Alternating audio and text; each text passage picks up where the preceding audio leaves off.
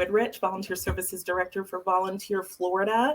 And I am just so excited to have these two fantastic guests with me this afternoon. I do want to remind you just real quickly, the convening, we've got 2 more days of a really wonderful session. So I hope that you will continue to join us for those.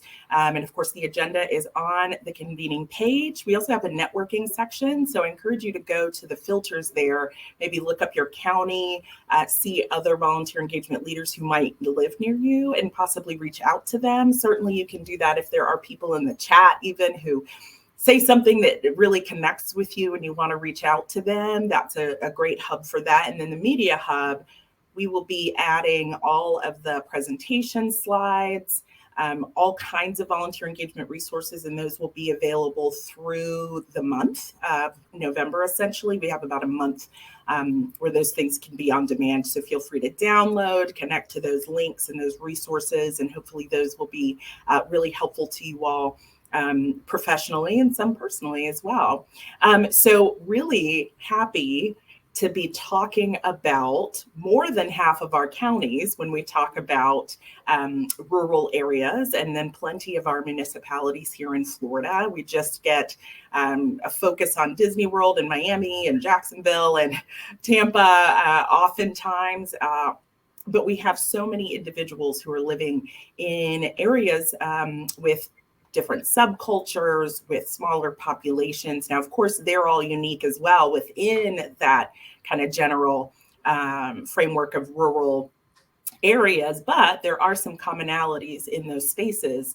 And so I've got just 2 tremendous experts and professionals here to chat a little bit about successful volunteer efforts in Florida's rural region. So I'm going to go ahead and do biographies because they are worth reading and hearing. And of course, they're also on the website if you want to go back to do that. But I'm going to start with Dr. Dale Pracht. Dr. Dale is an associate professor in community-based organizational systems and 4-H youth development specialist for the University of Florida IFAS, which is, Dale, remind me, it's the Institute for Food and Agricultural Sciences. Yeah. There we go. I was sure. Exactly. I got it.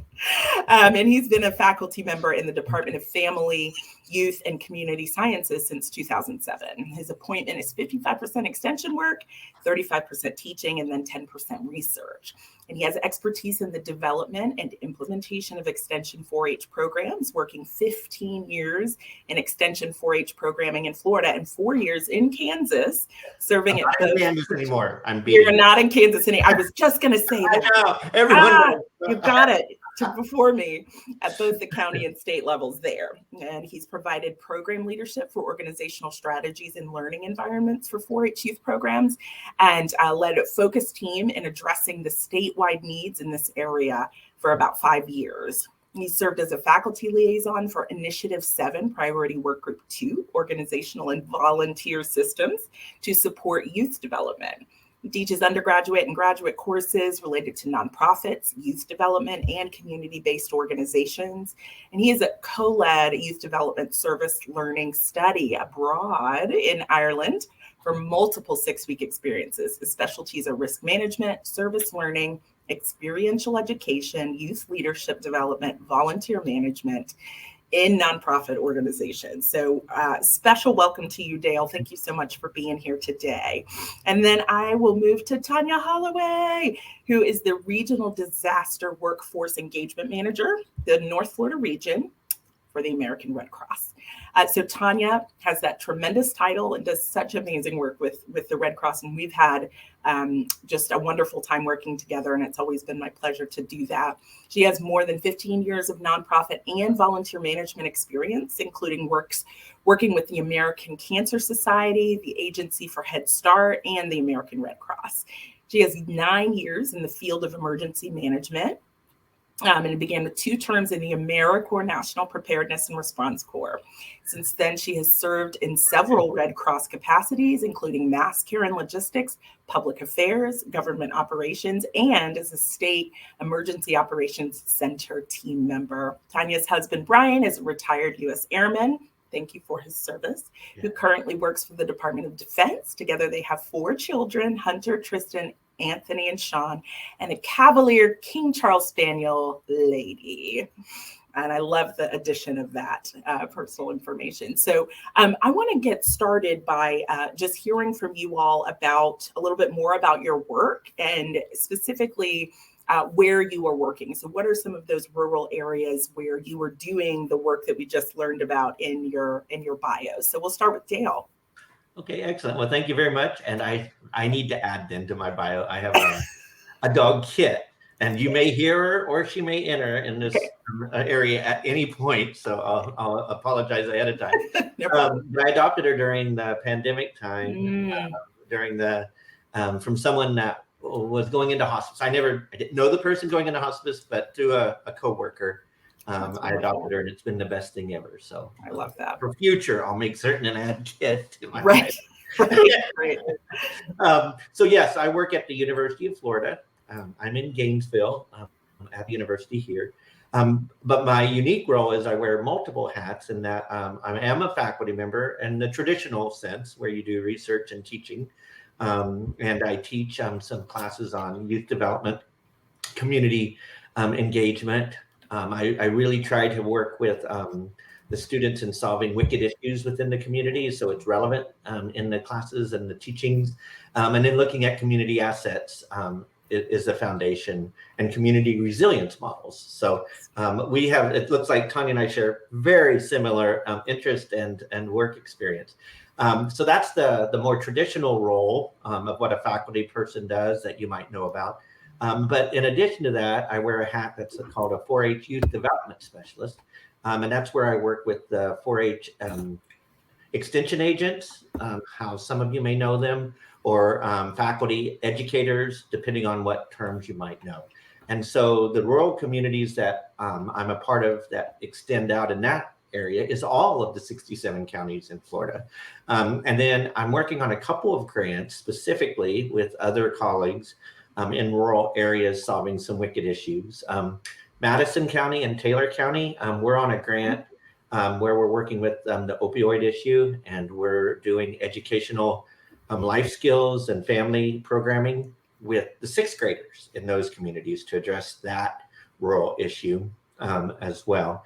We've also done a grant, which was really cool, in which we connected with the Extension Internship Program and our program, which is Family Youth Community Sciences, where we had what we called fellows, FYCS fellows. We had 9 students that went and worked in communities, not only doing the typical 4-H work camp, programming and stuff you do in the summer, but taking it up a notch, if you will, like Emerald would, take it up a notch in his time. But also working on a community issue that was connected to one of my community classes that I teach and work on. So working in communities in rural areas has been a passion for my life, primarily because I grew up in one. Yeah. That makes a difference, I think, if you've grown up in one and know and understand it. And then we've been so blessed. I work with a coworker, Kate Fletcher. She's a lecturer with us in Family Youth Community Sciences. And that's where the Ireland came into play.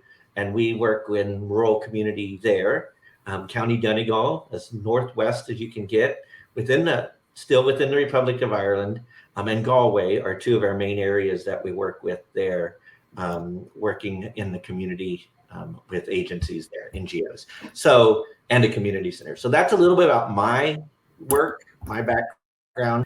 So yes, I am, I guess, at the University of Florida, but because of the extension, I'm really a part of the 67 counties, even in the rural side.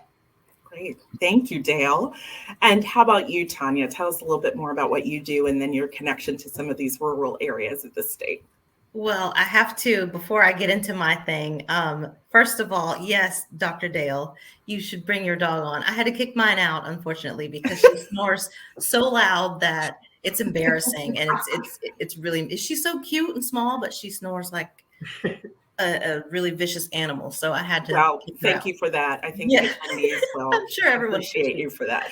Yes. And you mentioned Galway, and I'm sorry, but just like it was subconscious, I started going like this because there's a song by Ed Sheeran called Galway Girl that I love. Fun. And in my head, it just started playing. I was like, oh, yeah. Oh, yeah. So we always have, as with any study abroad program, it's predominantly girls, or with not girls, but Yeah. Galway Girl comes up all the time. Yes. It's played consistently. So if you haven't heard that song, you should listen to it because it's an awesome song. Anyway, so my name is Tanya Holloway, as I was introduced so eloquently by Jovita. So as the Regional Disaster Workforce Engagement Manager, I work with our disaster services volunteers and their program managers to make sure that everyone that volunteers with us is ready, willing, and able to respond to disasters or help communities prepare for or recover from. So all of the engagement cycle or the disaster cycle, I do help our volunteers find where they fit within that. And by doing so, part of that even could be in deployments to other areas. So right now, I'm super busy sending people to South Florida, have been since September. So, so it's great work. I don't get to do a lot of the, the service delivery. I help make sure that our people can do the service delivery. And so that part makes me feel really good, especially when I get pictures back from the field saying, look where I'm at today, or this is what we did. And I'm like, yay, I sent them. Yay. So it makes me feel good and I get connected that way. North Florida, our region is the top half of the state. So if you think of the top 35 counties in Florida, so from Gainesville to Pensacola, that's us. So we do have a lot of geographic area, but we also have a lot of rural area within that. And so unlike our counterparts in Central and South Florida, we have some unique challenges when it comes to engaging and recruiting volunteers in those areas. We don't have as many large metro, diverse communities to choose from. So we have to be very creative. So that's why I'm glad that I am here to talk with you guys today. You're muted. Of course I am.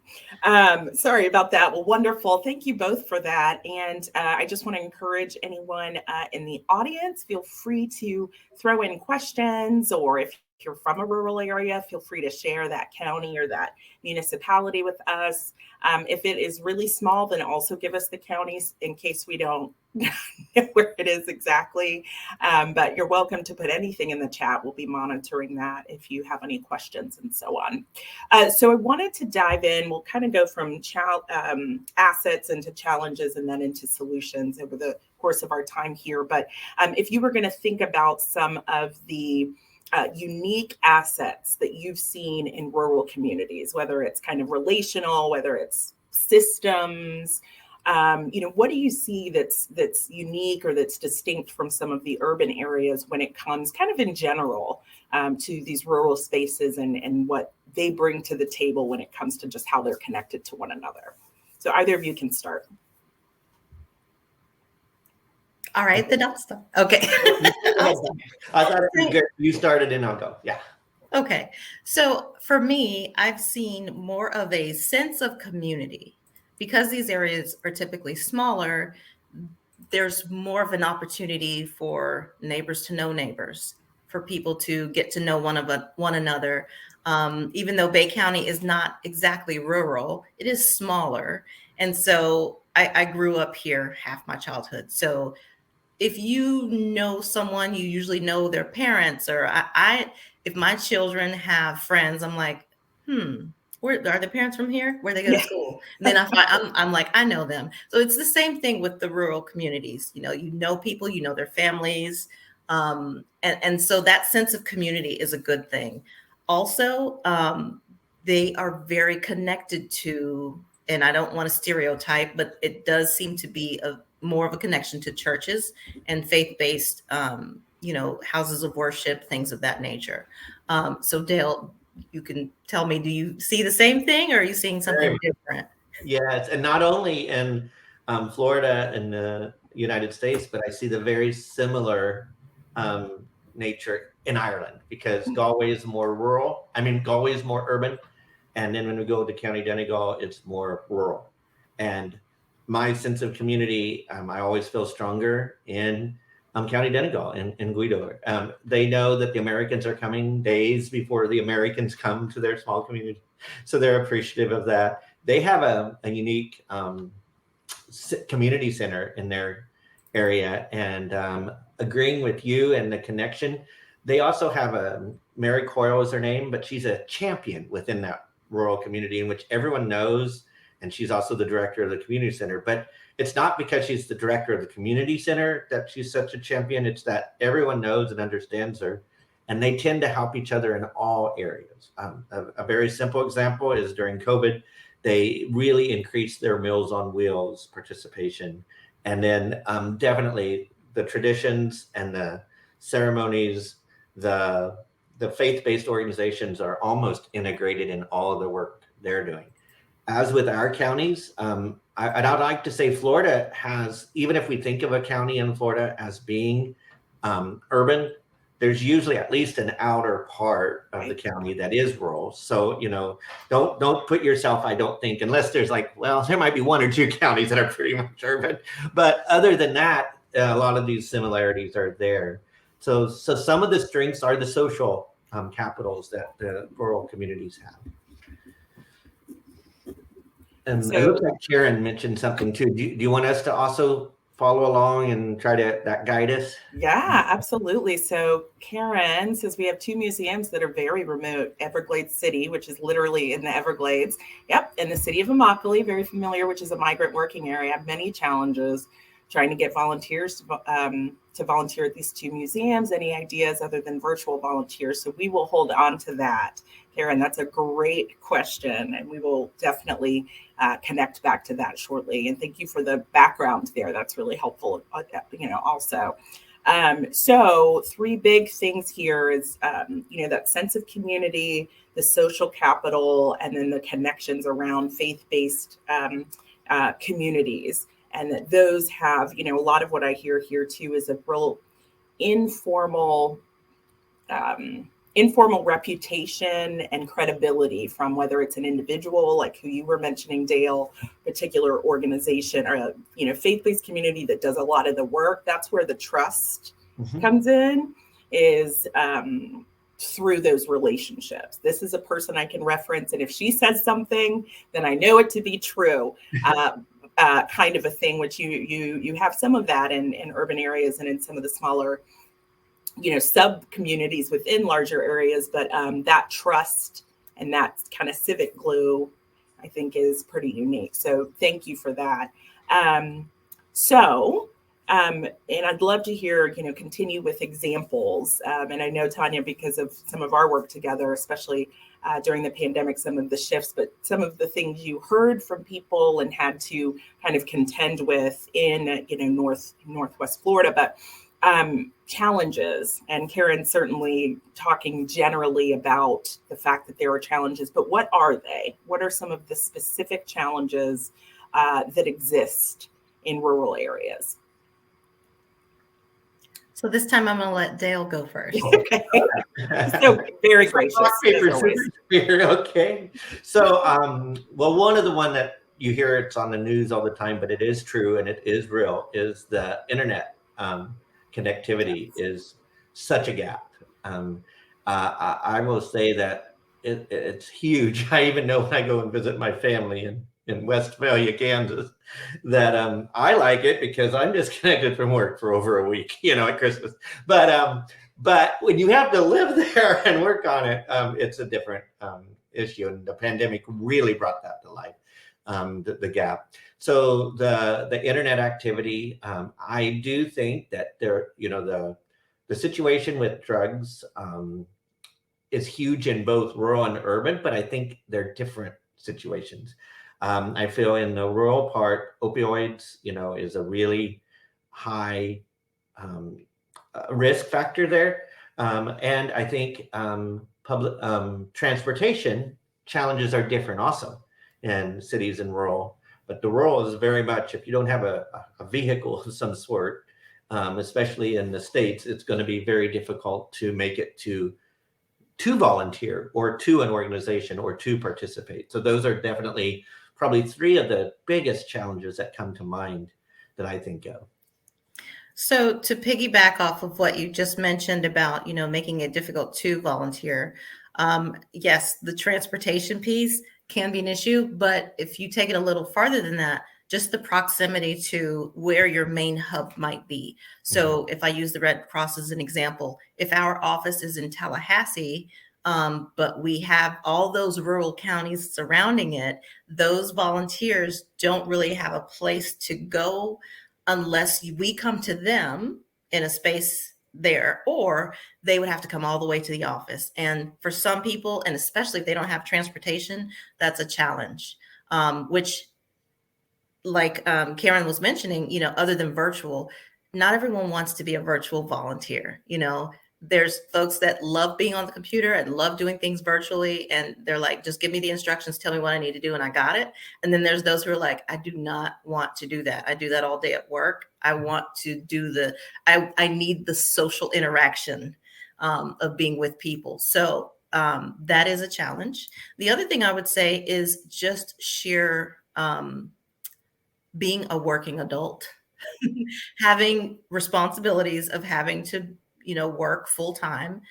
It's unfortunately harder for folks to volunteer because, and not necessarily from the pandemic, but more so from the recession that we may or may not be in. I can't remember if we're still in it or not. It's just bad. But, if we're under a recession and folks are finding that they're going to have to work 2 jobs or something like that, we've seen a lot of families that have that, or they went from a single person earning, to 2-person earning household. So people finding the time to volunteer has also been a challenge as well.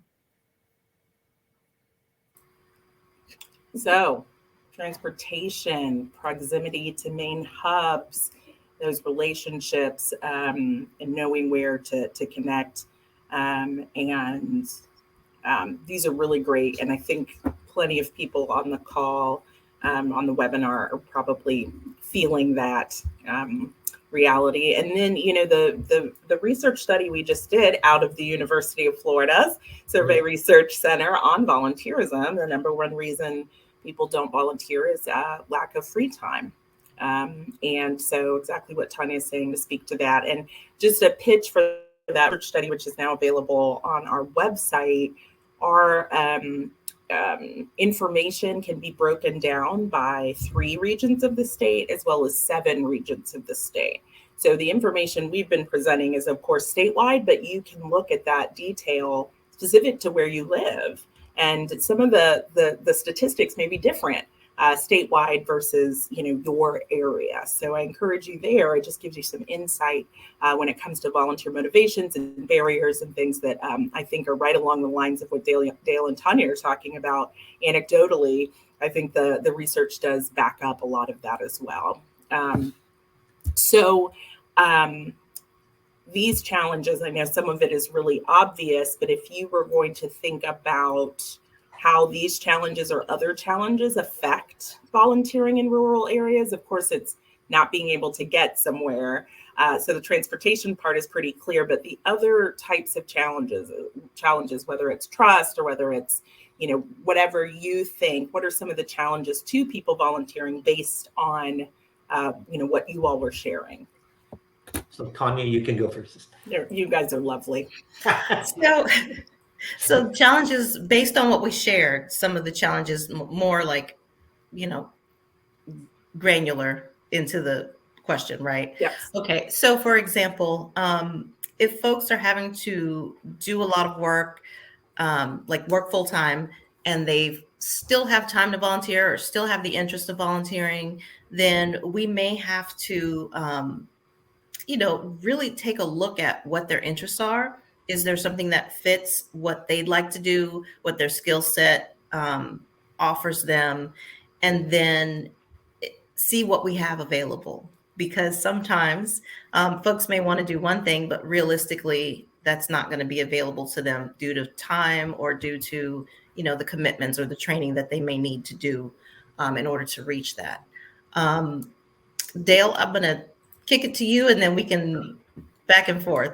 So I'm going to talk about two of our really strong volunteer groups that we have within IFAS Extension. One is the Master Gardeners, and one would be our 4-H club leaders or our 4-H youth development leaders per se. And so it's very interesting with the two different audiences where the recruitment would come from even demographics and age there. The Master Gardeners tend to come from the more retired or semi-retired population that love gardening and plants and have more of that free time. It's just the nature of that audience. And then our youth development 4-H volunteers typically are the audience that, has children in 4-H. Let's be honest. At least gets them started. That doesn't mean that some don't love it so much that they've been volunteers Right. founded and will continue to be, and we love them and appreciate them every day.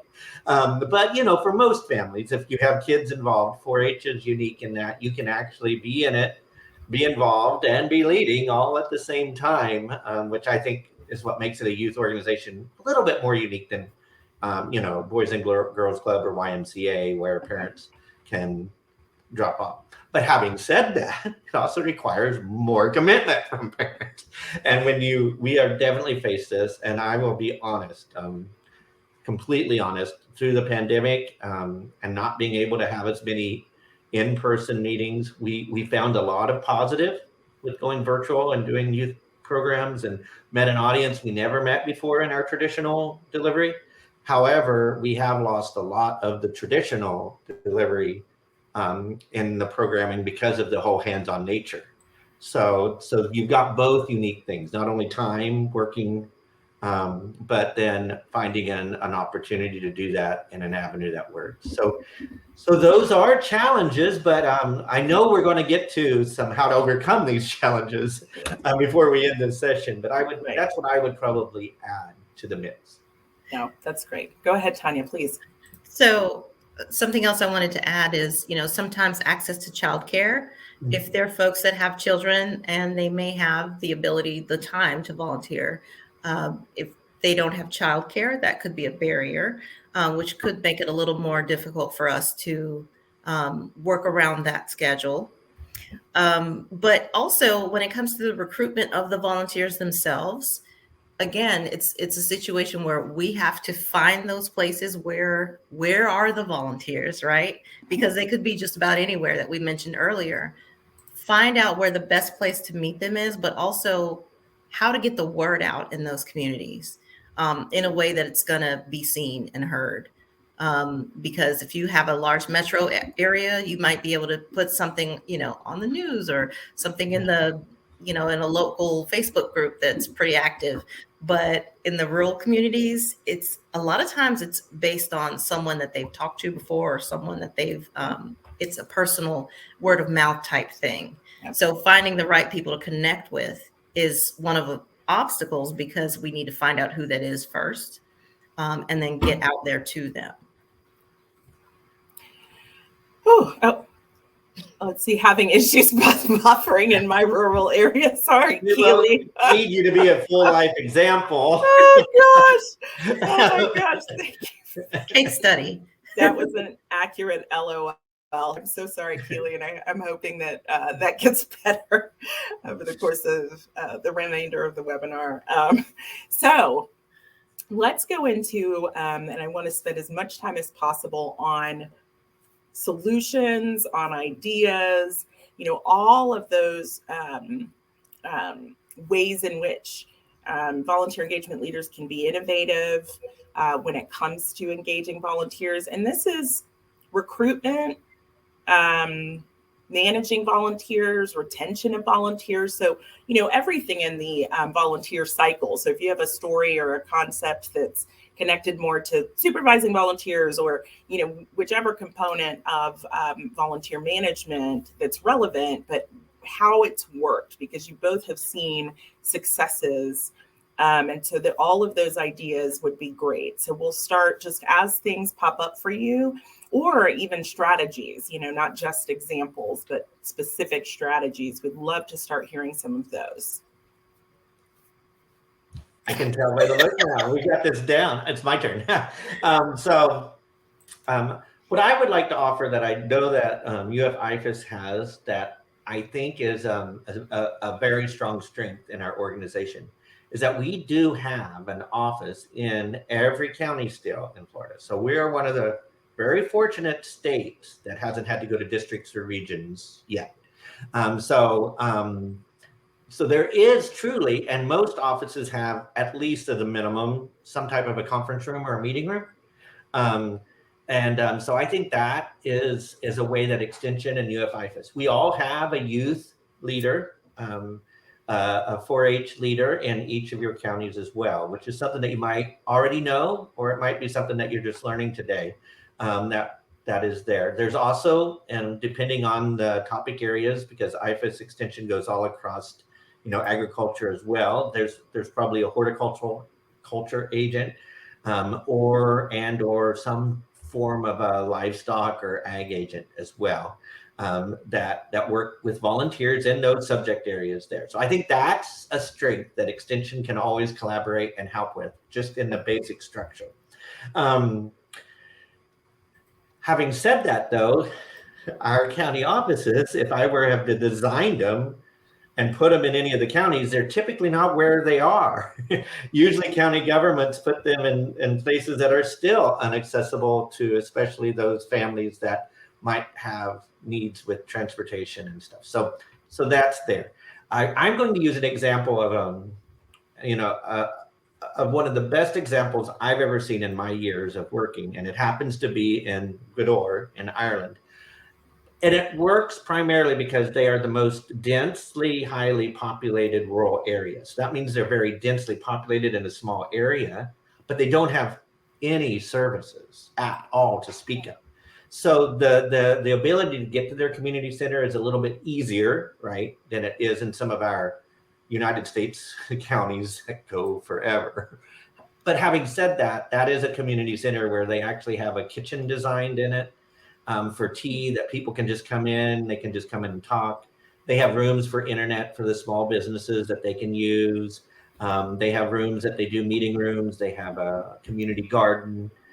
They have a soccer pitch because, in Ireland, everyone does what they call soccer, but, that whole soccer football debate there. But they have it where it feels like a home in the community. And that's something that I think our governmentally designed extension offices, we haven't moved to that. Now, we do have community centers in some of your communities that I think are probably amazing.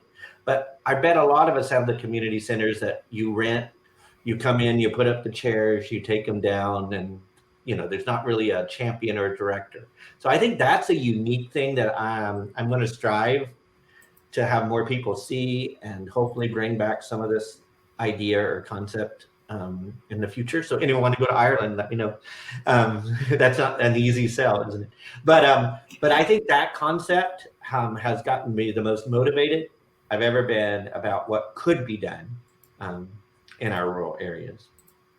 I'm going to pass it on now. Okay, so I have a few ideas. I was frantically writing as we were talking. I was like, oh, I got to write this. Did you want me to keep going a little long enough? Finish up.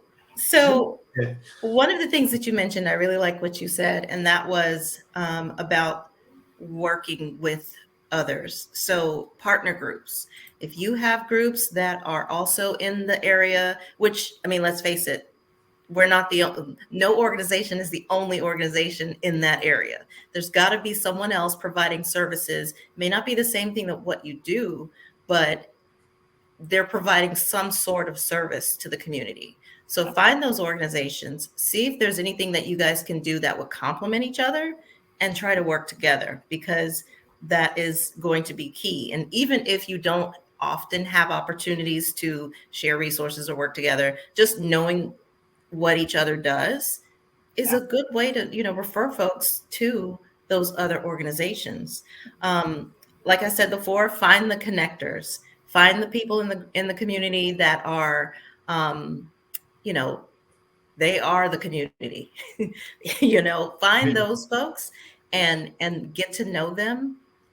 See if there's anything that they're doing that we could help with.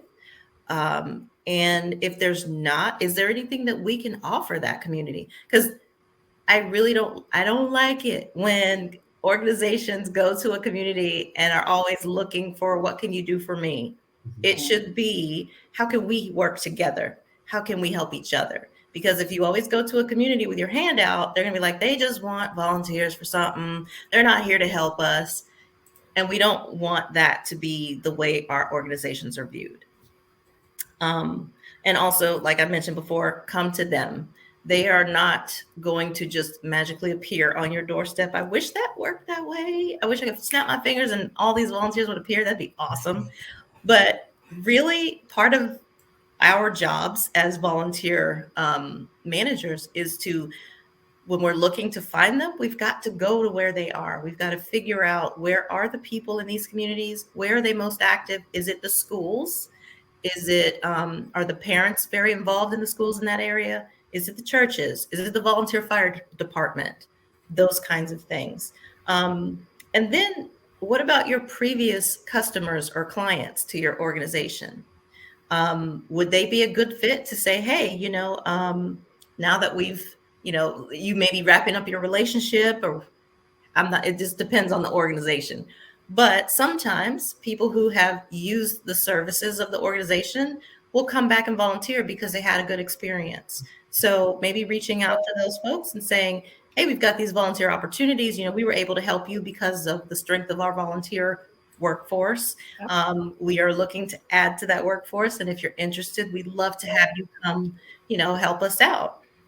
And then project-based tasks.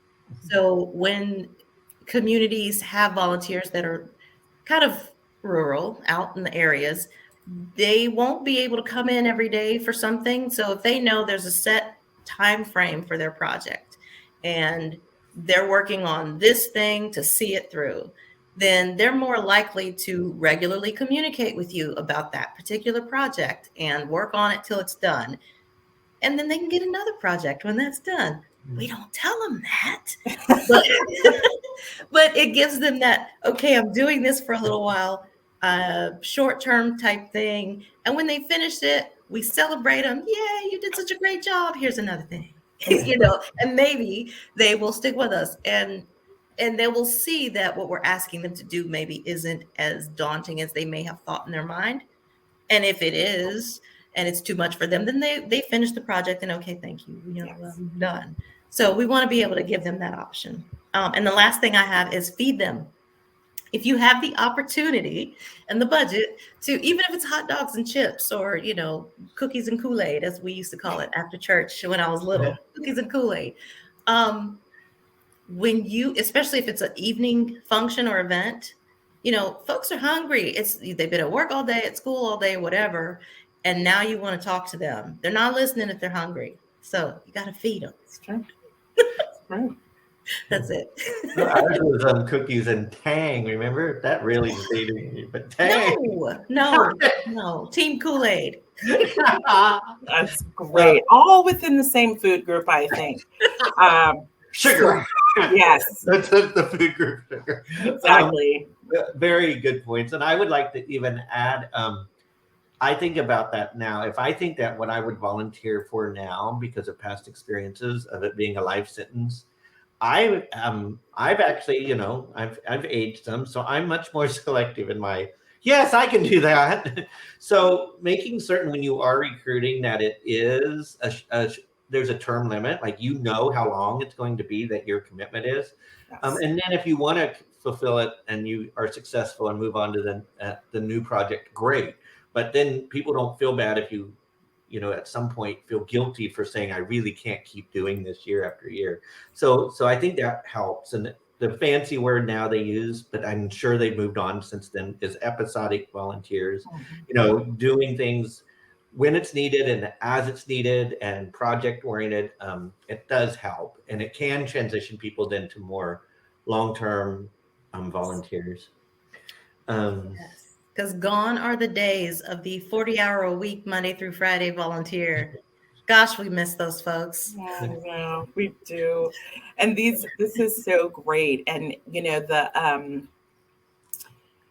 the connection to the sense of community there, how often are you on the highway seeing a church van or in a community, right? If there's a Wednesday night Bible study and it starts at 7, maybe there's something at 6:00 that those volunteers can do either on site or at your, where your organization is or somewhere, and you say, hey, let's combine these things. And you talk to the leader of that particular faith community and say, I want to partner with you on this. If those folks are already there, maybe you bring the supplies to them to do the work. And maybe it happens right after the Bible study. Maybe you have a chance to talk during whatever that group meeting is. I remember youth group growing up, we would have different like social services organizations that would speak during youth group. It was just something that our parish did. And that was really enlightening for us as youth. And I remember some of the questions I would ask these folks, and they were very gracious. I just had no idea what I was talking about at 14. But, that is an opportunity for bringing awareness within an area that people feel really comfortable. Again, they're faith-based, community. I was thinking about Friday night lights and Friday football games, things like that. If there are times for you to share about recruitment efforts where people do gather or have something that's a project ahead of time. Maybe it's family oriented and then everybody goes to the game afterwards, but trying to chunk out some of those opportunities around that sense of community and some of the little institutions in those areas where people already are gathering. And don't forget to, as you all were talking to, I was thinking, if you have something in December and it's making care packages or something, wrapping gifts or I don't know what, it doesn't mean that you can't do it in October.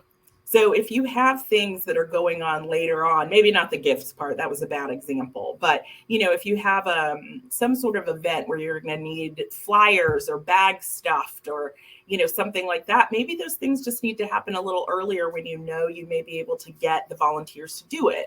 Or maybe it needs to happen where even though you get 2 or 3 volunteers at a time, you start it several months out so that you're still able to get it done. So maybe some of your planning shifts, and it's not, I really need 10 people to do this on one day. Although that project base could be how it works.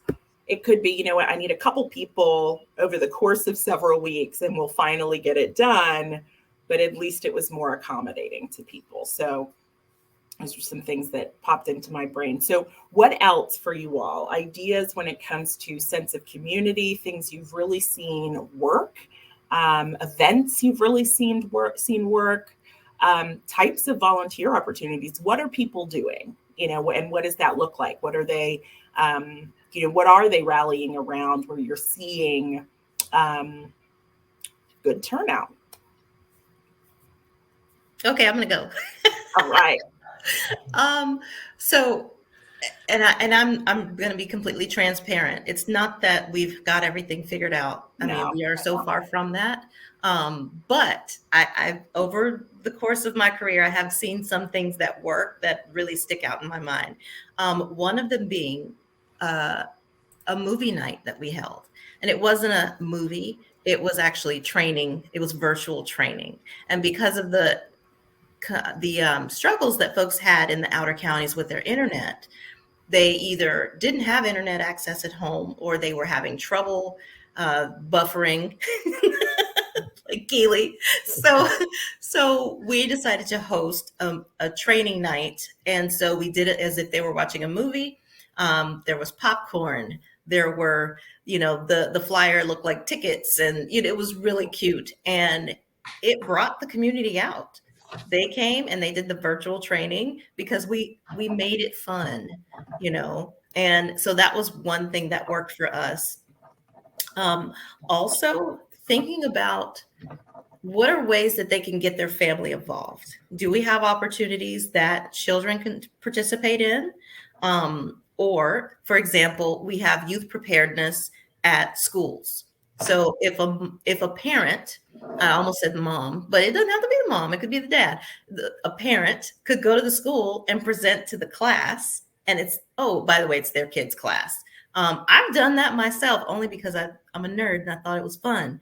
But for the most part, there's opportunities like that. Or on the weekends, if we were to do something like smoke alarm installations, that's something else that we do with the Red Cross. Is it something that a youth group like Girl Scouts, Boy Scouts could take some addresses that weekend and go?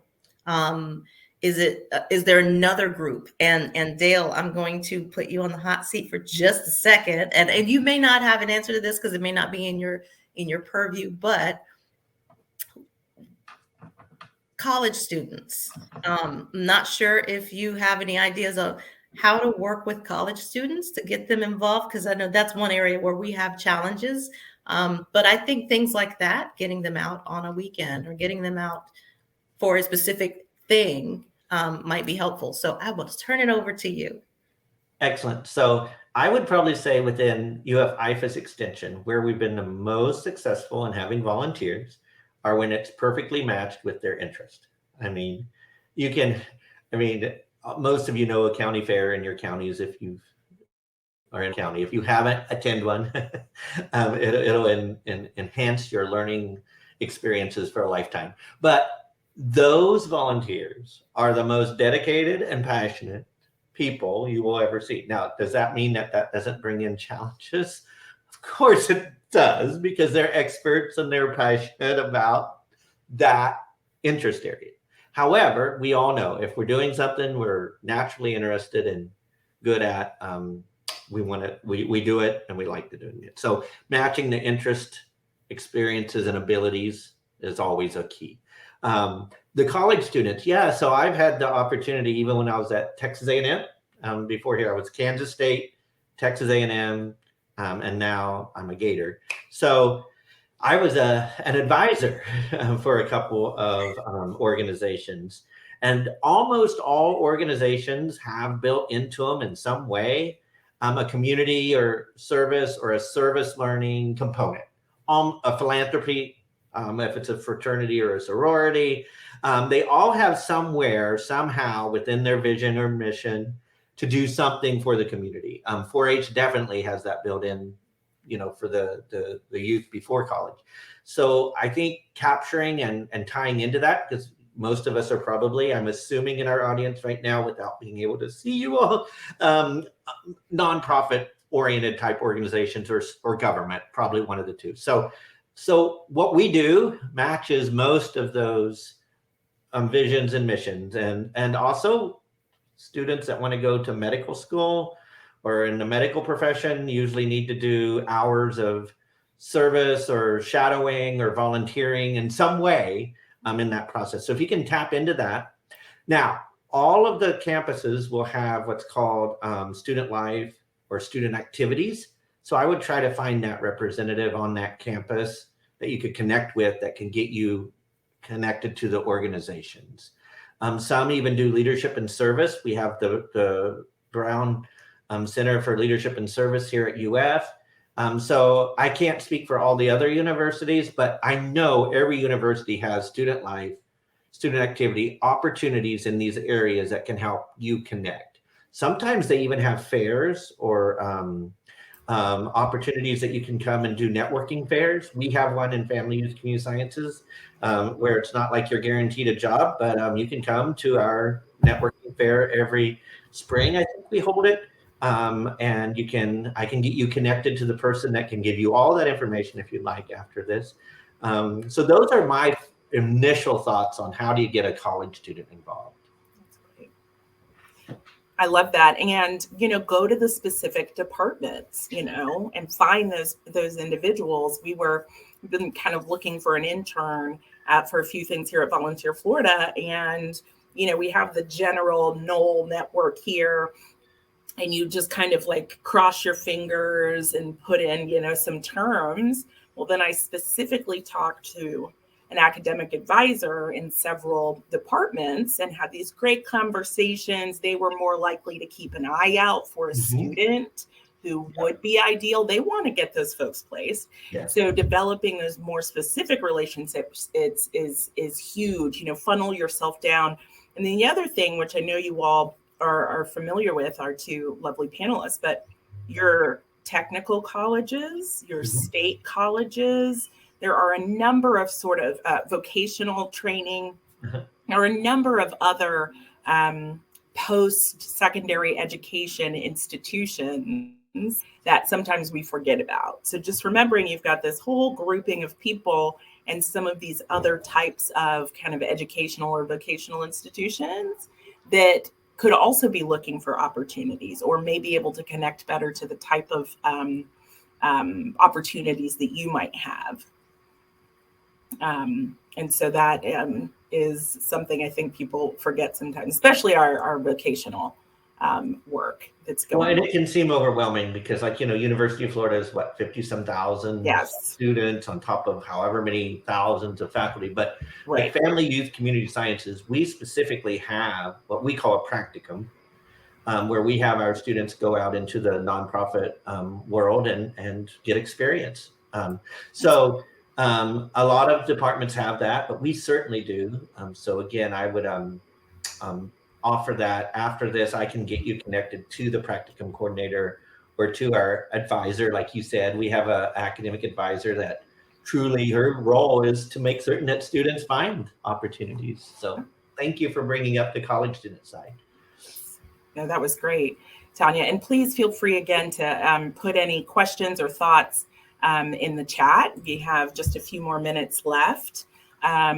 And, Karen, in terms of what you were talking about, obviously transportation, some of those things are hard to address. But in terms of bringing activities to people, bringing things to places where people are already congregating, again, like high school football or, the faith-based institution or some festival, even if there's like we've got watermelon festivals and rose festivals and, is there a community service component you could add into that, right? So people get to come in, they get to help. This is part of the festival benefits this particular thing. I know that some of this is that you all just really need those 40-hour-a-week volunteers and are having a hard time with that. So we acknowledge that some of that is just, a reality that's hard, in terms of finding individuals. But I do think that also just really being able to convey the impact of the work that you do is important. I think Daly and Tanya both talked about opportunities that are appealing to the actual person. So if you say, come help me make these preparedness kits, like Tanya was talking about, why is that important? What difference am I specifically making if I come and do this?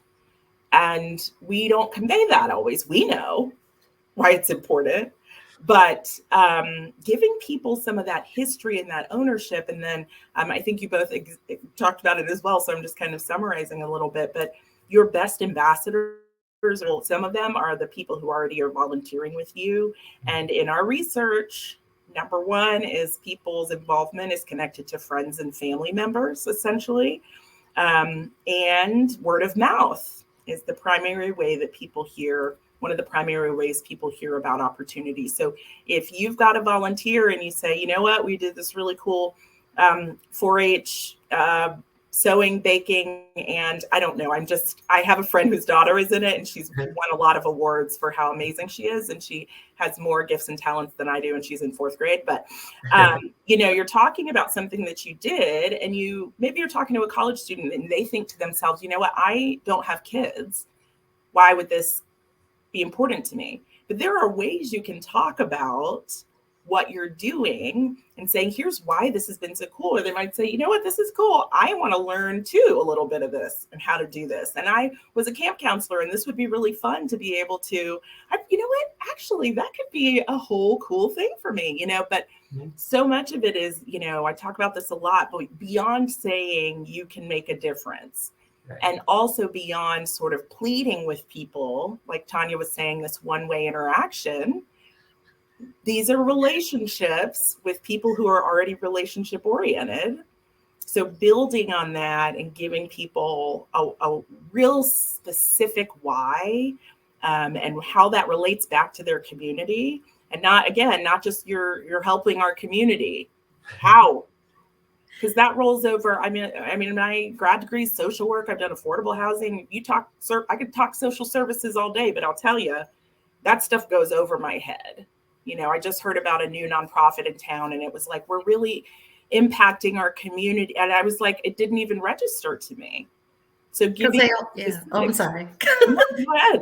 Well, because a lot of organizations say the same thing. Exactly. You know, and I'm not picking on anyone. I'm just saying a lot of us have the same kind of lingo about what we're doing. We're all helping the community. We are making the community whole. And I'm doing this like I'm hugging someone, but that's how it sounds. It's like we're all doing that. We're all doing that. We have sparked a lot of interest in the chat before we end. I think we should address. Oh goodness, I am so sorry. It's just been our last talking. It just blew up. No, I just totally was at the top of this. Oh my gosh. Okay, don't forget to look at emergency management programs at colleges or technical schools for interns and volunteers. Fabulous. We've partnered with the executive directors of each chapter to work within our own connections, and it is someone they already trust. There we go with that check. Thank you, Lauren. And then let's see, although we have not been able to get JROTC or ROTC involved, I hear that several CERT programs, and that's Community Emergency Response Teams, and we do a grant for a lot of those, have recruited them in their community service. That's a really cool idea. Some of the actual clubs within some of the high schools and colleges. Love the encouragement to go to potential volunteers where they are, with the caveat we are not so much seeking something from them as creating a partnership. When I go with that perspective, no matter what happens, the resulting feeling is more exhilarating. Well said, Cal. We want people to know that we have something to offer them also. No matter how busy they are and life gets crazy, sometimes people stepping outside of themselves. We in the research, the number one reason people volunteer statewide is because it enriches their lives and brings them joy. So how can we share that with them? Making sure your existing volunteers are great ambassadors for your programming, and that they're sharing that they love what they're doing and how it's benefiting their lives. So thank you, Karen. So you all are so lovely. We just need to all be in the same town and hang out. So let's make that happen. Around food, like we mentioned. Yes. And bring food. Dale, Tanya, the three of us need to hang out. Maybe that'll be a smaller group. We could actually get together. But this has been wonderful. I hope this has been helpful for some of you. And even if it's just to hear that other people are dealing with some of the same things, sometimes that's the benefit. It's just knowing that other people are trying to figure these things out too, and that you can connect to other people who are trying to. Melody will travel for fresh seafood. Dale, come back to Apalachicola. Oh my gosh, I will anytime. I love let's do that. Is that where you're close? If that would be a meeting place for most of us, I will come. I'm kind of not kidding. So Melody, we will have to do that. This is an important part of self-care, is eating fresh seafood. So this is, I think maybe it could be, I could consider it training and pitch it to my boss.